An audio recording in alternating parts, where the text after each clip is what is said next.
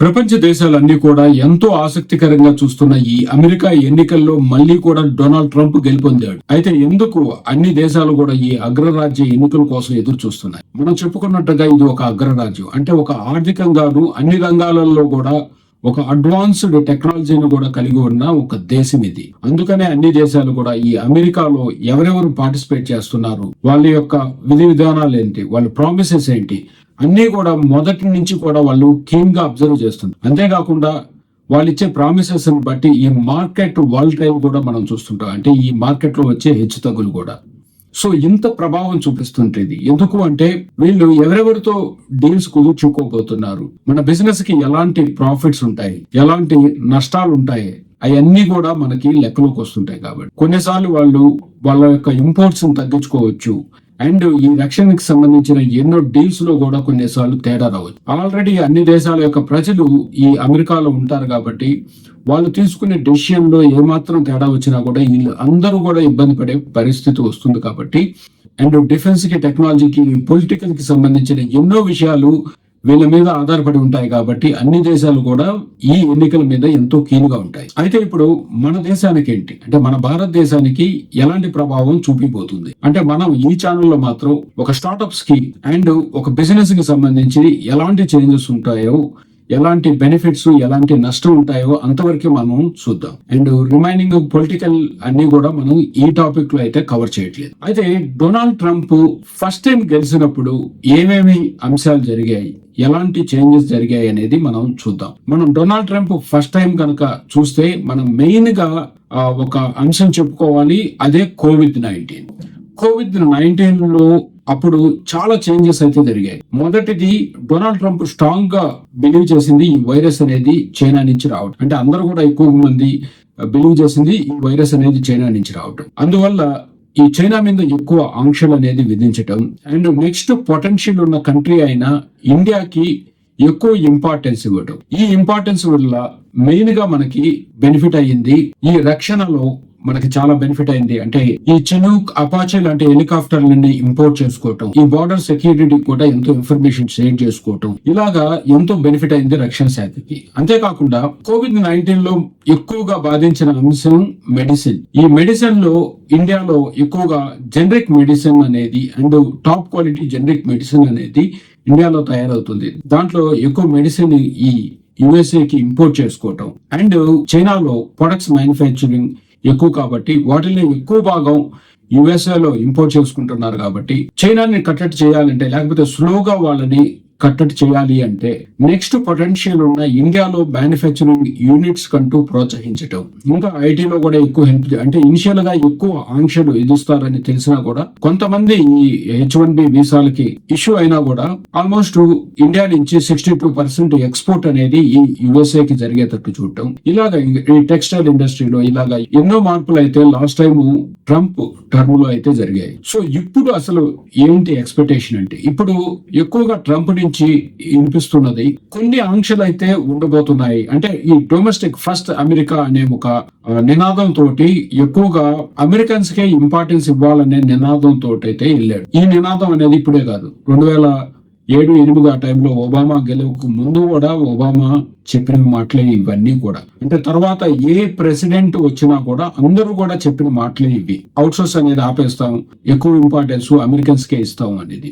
కాకపోతే దాన్ని ఎక్కువగా ఇంప్లిమెంట్ చేయలేకపోయారు. ఎందుకు అంటే ప్రతి కంపెనీ కూడా ఆల్మోస్ట్ ఒక మినిమం ఒక 50% నుంచి 70% వరకు, అండ్ మోర్ దాన్ 70 కూడా వాళ్ళు ఈ అవుట్ సోర్సింగ్ ద్వారా సేవ్ చేసుకుంటున్నారు. అంటే ఈ JP Morgan లాంటి కంపెనీలకి దాదాపుగా కొన్ని $1 బిలియన్, $5 to $6 బిలియన్ వాళ్ళు సేవ్ చేసుకుంటున్నారు అమౌంట్ ని. సో ఓవరాల్ గా US కనుక చూసుకున్నట్టయితే ఎన్నో లక్షల కోట్ల రూపాయలు వాళ్ళు ఇండియాకి అవుట్ సోర్స్ చేయటం వల్ల వాళ్ళు సేవ్ చేసుకుంటున్నారు. అండ్ ఒక రిలయబుల్, ఒక trustworthy and affordable IT person కనుక వరల్డ్ లో ఎవరికైనా కావాలంటే అది ఇండియానే. సో అందుచేత ఎంత ఆంక్షలు ఉన్నా కూడా దాదాపుగా ఇవి అనేది కావు. కొంత మేరకు డొనాల్డ్ ట్రంప్ వెరీ స్ట్రాంగ్ గా గనుక డెసిషన్ తీసుకుంటే కొంత మేరకు ఏమన్నా వాళ్ళు ట్రై చేయొచ్చేమో.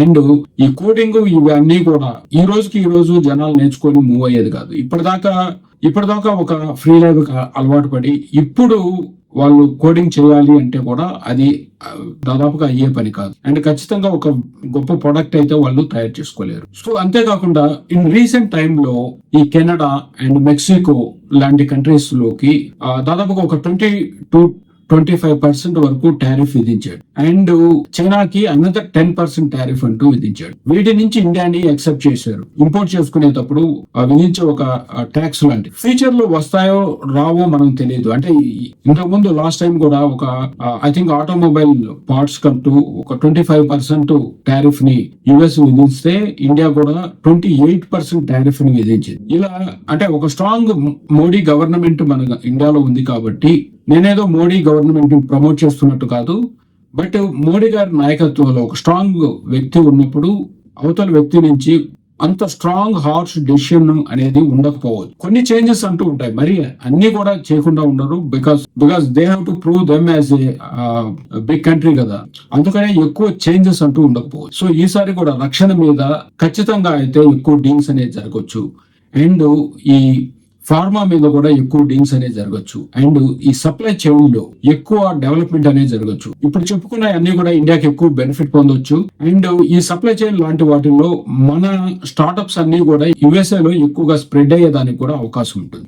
అండ్ అంతేకాకుండా ఎమర్జింగ్ టెక్నాలజీస్ అయిన ఏఐ, ఐఓటి, బ్లాక్ చైన్ లాంటి టెక్నాలజీస్ లో మాత్రం ఖచ్చితంగా ఇండియాకి ఎక్కువ పెద్ద స్కోప్ ఉండేదానికి అవకాశాలు ఉంటాయి. అండ్ ఇక్కడ స్టార్ట్అప్స్ కూడా ఎక్కువ భాగం ఈ టెక్నాలజీస్ యూజ్ చేసుకొని యుఎస్ అంతా కూడా సర్వ్ చేసేదానికి ఎక్కువ అవకాశాలు ఉంటాయి. కాకపోతే ఫండింగ్ విషయం ఏంటి, అసలు ఫండింగ్స్ ఎక్కువ రావడానికి అవకాశాలు ఉన్నాయా అంటే యాక్చువల్గా ఇక్కడ చూసేసరికి కొంచెం మిక్స్డ్ వాయిసెస్ అనేది మనం వింటూ ఉన్నాం. ఫండింగ్ అనేది ఎక్కువ భాగం ఈ స్టార్ట్అప్స్ కి అనేది వస్తుంది అనేది మనం వింటూ ఉన్నాం. కాకపోతే ఈ ఫండింగ్ యూజువల్ గా ఎలా వర్క్ అవుతుంది అంటే ఇది ఒక ఇన్వెస్ట్మెంట్ కాబట్టి యుఎస్ఏ మార్కెట్స్ లో ఎక్కువ లాభాలు లేనప్పుడు వాళ్ళు వరల్డ్ మార్కెట్ లో ఎక్కడెక్కడ ఆపర్చునిటీస్ ఉన్నాయో అక్కడ ఇన్వెస్ట్ చేయడం అనేది జరుగుతుంది. సో ఈ బాండ్ మార్కెట్ అంటూ యుఎస్ లో ఇంక్రీజ్ చేయడానికి, ఎక్కువ ప్రాఫిట్స్ అంటూ తీసుకురావడానికి ఈ గవర్నమెంట్ అంటూ ట్రై చేస్తుంది. కాబట్టి కొంత మనీని మేబీ వాళ్ళు పుల్ బ్యాక్ చేయొచ్చు, లేకపోతే కొంత ఇన్ఫ్లో మనీని కొంచెం తగ్గించవచ్చు అనేది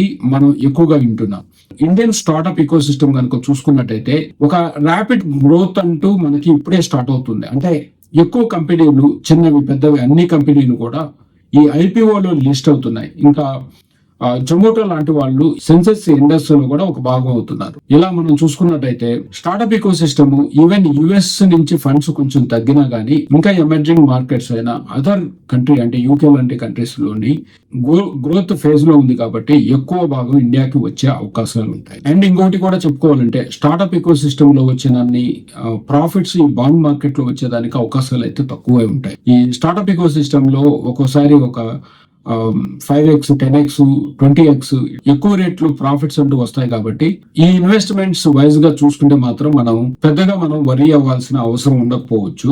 అట్లీస్ట్ మనం 1-2 క్వార్టర్లు అయ్యేదాకా కానీ మనం చూడలేము అసలు యాక్చువల్ గా వాళ్ళు ఏమనుకుంటున్నారు, ఎలాంటి ఇన్వెస్ట్మెంట్స్ మనకు వస్తాయి అనేది. అయితే లాస్ట్ టైం ట్రంప్ ఉన్నప్పుడు మాత్రం ఎక్కువ ఇన్వెస్ట్మెంట్స్ అంటూ వచ్చింది. లాస్ట్ టైం ట్రంప్ ఉన్నప్పుడు అండ్ రిలయన్స్, ఇటు ఫేస్బుక్ డీల్స్ కానివ్వండి, అండ్ ఈ ఫ్లిప్కార్ట్ మీద ఎక్కువ ఇన్వెస్ట్మెంట్ రావడం కానివ్వండి, $1 బిలియన్ లో ఇవన్నీ జరిగింది కూడా ఈ ట్రంప్ ఉన్నప్పుడే. అండ్ స్టార్ట్అప్ ఈకో సిస్టమ్ లో కొన్ని కంపెనీస్ లో ఎక్కువగా ఇన్వెస్ట్ చేసిన సాఫ్ట్ బ్యాంక్ వాళ్ళు జపనీస్ వాళ్ళు ఇలాగ ఇన్వెస్ట్మెంట్ కంటూ చాలా అదర్ ఆపర్చునిటీస్ కూడా ఉన్నాయి. దీని గురించి అయితే దాదాపుగా వరీ కావాల్సిన అవసరం ఉండకపోవచ్చు. ఏది ఏమైనప్పటికీ ఈ అరేబియన్ కంట్రీస్ నుంచి కానివ్వండి, ఈ యూరోప్ నుంచి కానివ్వండి, ఇటు side Singapore, Hong Kong and Japan లాంటి కంట్రీస్ నుంచి కానివ్వండి, ఇంతకుముందు నేస్పా టెక్నాలజీస్ అని సౌత్ ఆఫ్రికా కంట్రీస్ కానివ్వండి, ఇట్లాంటి ఒక ఆల్టర్నేటివ్ అనేది చూసుకోవటం మంచిదే. ఈ H1B వీసాలు అంటూ కొంచెం సమస్య అయితే అవుతుంది. కాకపోతే నేను విన్నది అంటే ఒక 2 క్వార్టర్స్ ముందు నేను ఫ్రెండ్స్ నుంచి విన్నది ఎక్కువ ODC offshore development centres అయితే ఇక్కడ ఇండియాలోనే తయారవబోతున్నాయి.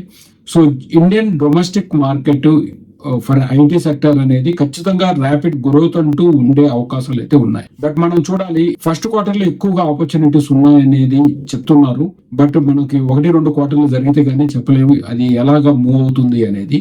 ఇదండి యుఎస్ఏ లో డొనాల్డ్ ట్రంప్ గెలుపొందడం వల్ల ఇండియాకి ఉండబోయే బెనిఫిట్స్, కొంత నెగటివ్ ఎఫెక్ట్ అని కూడా మనం చెప్పుకోవాలి.